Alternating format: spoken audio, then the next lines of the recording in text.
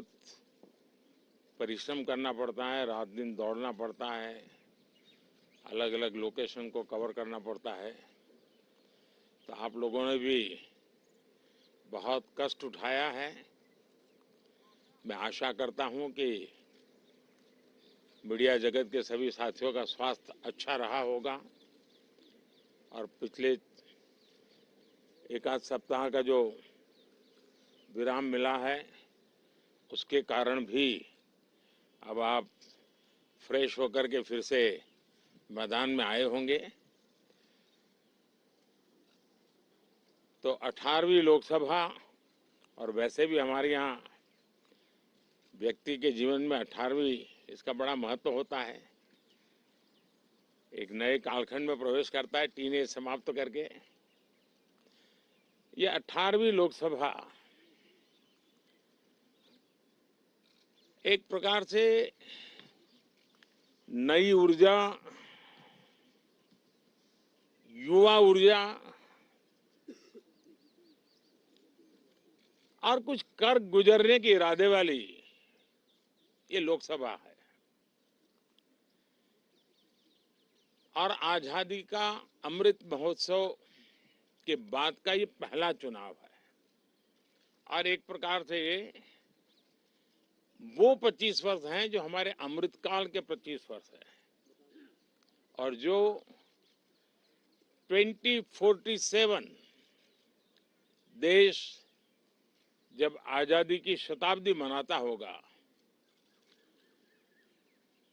एक प्रकार से उन सपनों को साकार करने का एक बहुत महत्वपूर्ण पड़ाव ये 18वीं लोकसभा है। साथियों, एनडीए सरकार को तीसरी बार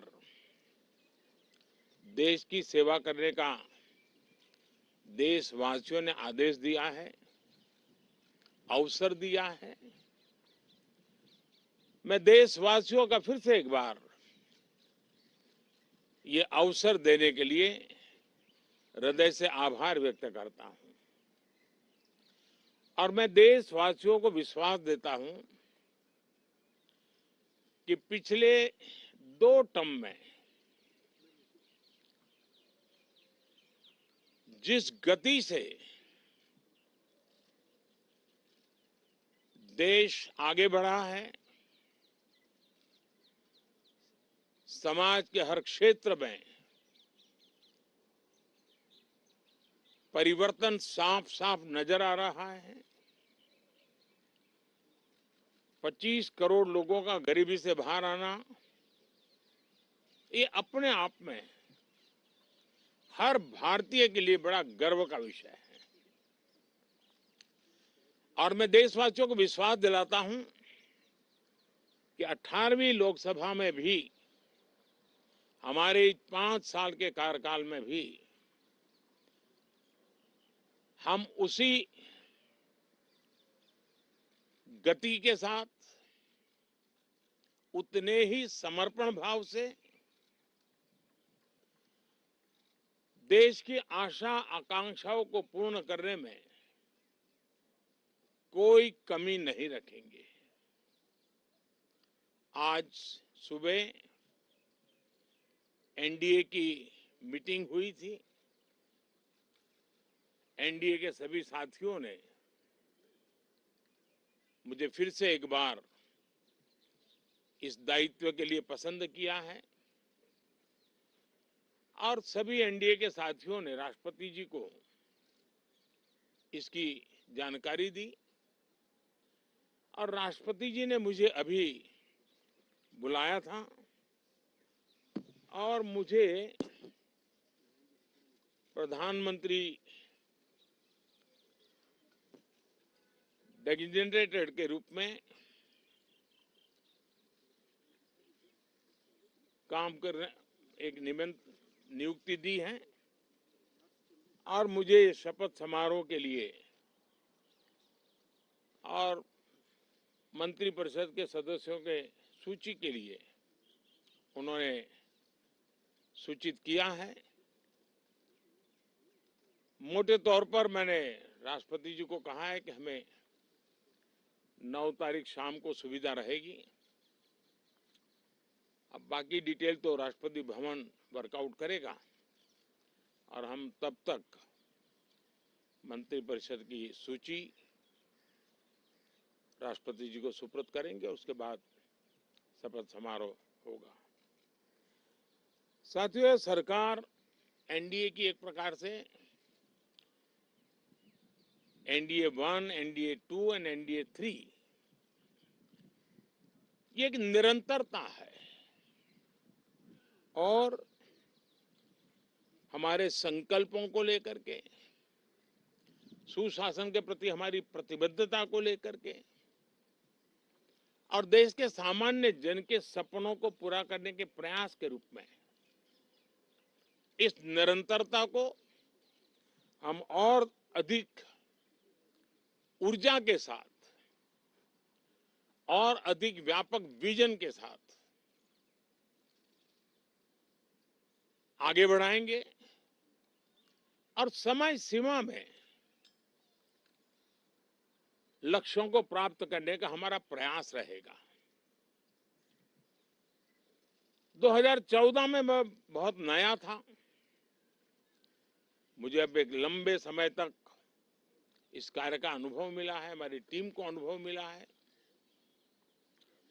और इसलिए हमारे लिए अब तुरंत ही काम को आगे बढ़ाना बहुत ही सरल रहने वाला है और इस अनुभव का लाभ भी देश की सेवा करने में मिलने वाला है। इन 10 साल के कार्यकाल के दरमियान भारत की वैश्विक जो छवि बनी है, दुनिया के लिए एक विश्व बंधु के रूप में भारत उभरा है, इसका मैक्सिमम एडवांटेज अब शुरू हो रहा है और मुझे पक्का विश्वास है ये 5 वर्ष वैश्विक परिवेश में भी भारत के लिए बहुत उपयोगी होने वाले हैं।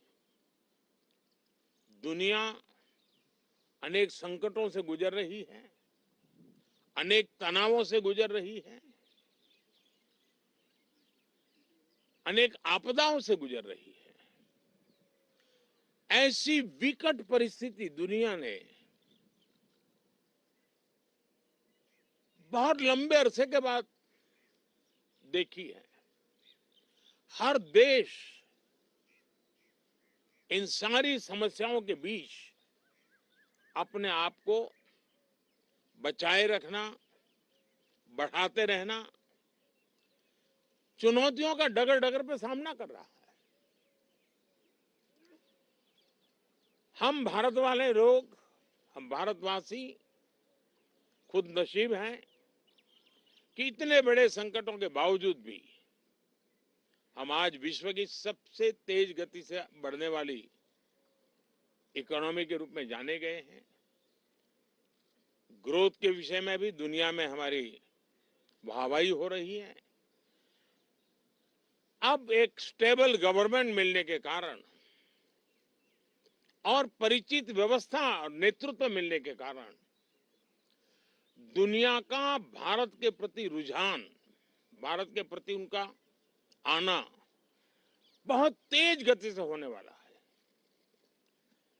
और मुझे विश्वास है कि देश के सभी राज्यों को इसका लाभ मिलेगा। देश की युवा पीढ़ी को सबसे ज्यादा लाभ मिलेगा। विकास के नए ऊंचाइयों को छूने में एक वैश्विक भागीदारी का वातावरण आने वाले 5 साल में बनने वाला है। तो इसी संकल्पों और आदर्शों के साथ हम आगे बढ़ेंगे। मैं राष्ट्रपति जी का हृदय से आभार व्यक्त करता हूं कि एक बहुत बड़े महत्वपूर्ण दायित्व के लिए उन्होंने मुझे निमंत्रित किया है। आप सबका भी दोस्तों बहुत बहुत धन्यवाद। Thank you.